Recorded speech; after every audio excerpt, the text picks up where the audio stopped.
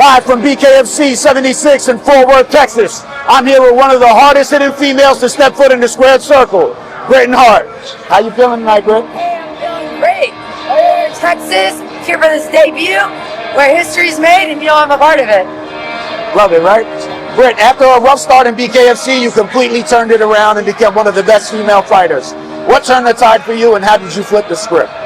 You know, I honestly thought when I first started BKFC that I was going to be the greatest. And then when I went in there, I just gave it my all, really put my heart into it.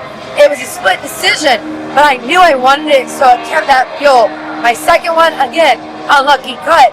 Third one, now we flipped the script, and it was just momentum after that. And once you get that light bulb on, I knew that I was going to take those losses and learn more from it and not let it keep me down.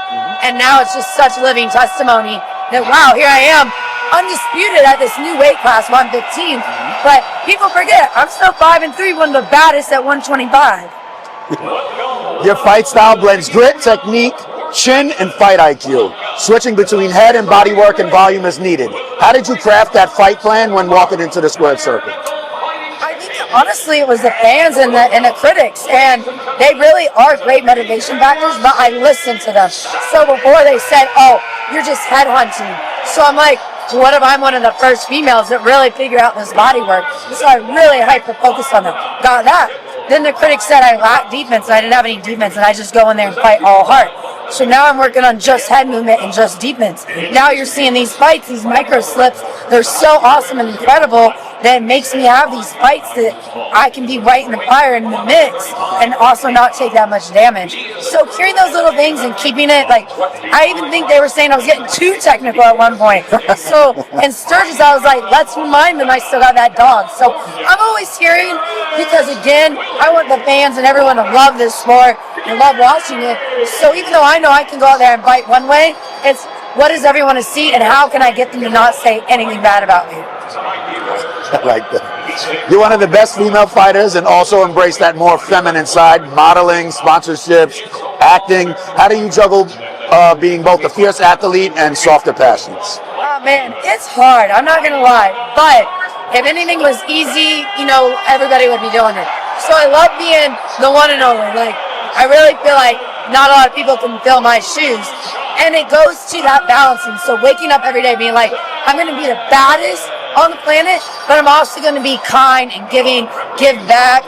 You know, I'm going to still be true to me. I love nature and outdoors, but I also, you know, I see these other girls that are in my competition, and they are really feminine, and they really do embrace that OnlyFans type of style. So how can I take that without being that and make it my own?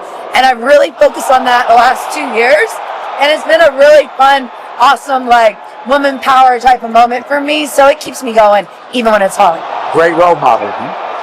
You've stood toe-to-toe with champions like Christine Faria, Paige Van Zandt, and come out swinging. How do those big name matchups shape the fighter and woman you've become? Yeah, really, that Paige Van Zandt fight, huge shout out and thank you to her, because that fight I took, you know, for not a lot of money, and a lot of people advised me not to do it, but I knew that the internal reward and value on getting my name out there and showing that I can be one of the biggest names in combat sports, and on a lot of eyes watching, people would see like the diamond and the rough type of person that I am, and it did exactly that. So it's kind of one of those awesome, again, cliche, but chase the dream, not the money, and the money comes. And that, you know, ultimately ended up happening. That's cliche for a reason, because it's true, right? Yeah. You've been through loss, setbacks, and doubters, and you fought to become a champion in a brutal sport. What do you tell men and women who are down on their luck and purpose, and how do you help them find that fire again?